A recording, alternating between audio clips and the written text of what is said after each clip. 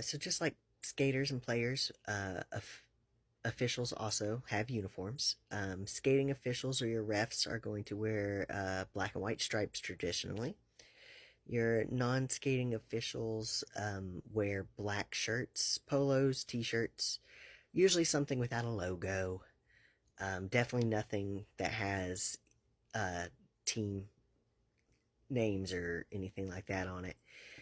Um, Skating officials, for pants, it's just something comfortable, usually black shorts, kilts, skirts, whatever works.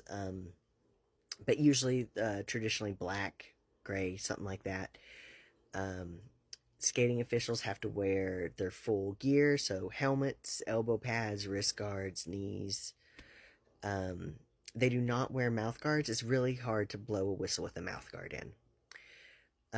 Your non-skating officials um, are good with jeans, shirts, skirts, kilt, all the same. Traditionally, also, black, blue jeans. But usually it's a little looser with them. The big thing with non-skating officials is closed-toe shoes. No sandals, no heels. You want something that you can move easily in. You're going to be on your feet for the most part, and you don't want a skater to accidentally run over your toe. It's not a good time.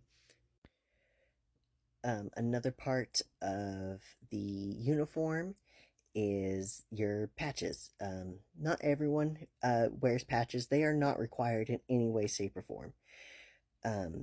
But there are patches that you can get off of WIFTA's website. And I believe Stevel Patches is one of their main vendors.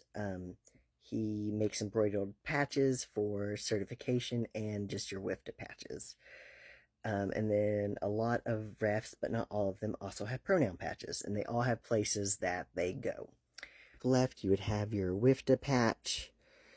On the right, you can do pronoun patches if you want. And then on your right sleeve is where you would have your certification patch. They're not required. No one has to have patches. They're nice. There's some nice flair, add some color to your black and white. And it can actually show kind of like what level you're at. Again, doesn't have to. No one's required to have them. You can get through Derby just fine with never having a single patch. Back of uniforms, you can get your name and your number, which mine is 00. They did mess up on my letters because it goes by the same standard that the players have, where they're supposed to be smaller letters if they have them in their numbers.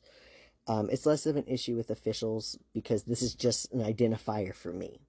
This is so if someone has an issue or needs to identify me as an official, they know who they're talking about, because they can be like, oh, it's ref 00. Oh, it's the ref with the stars on their helmet.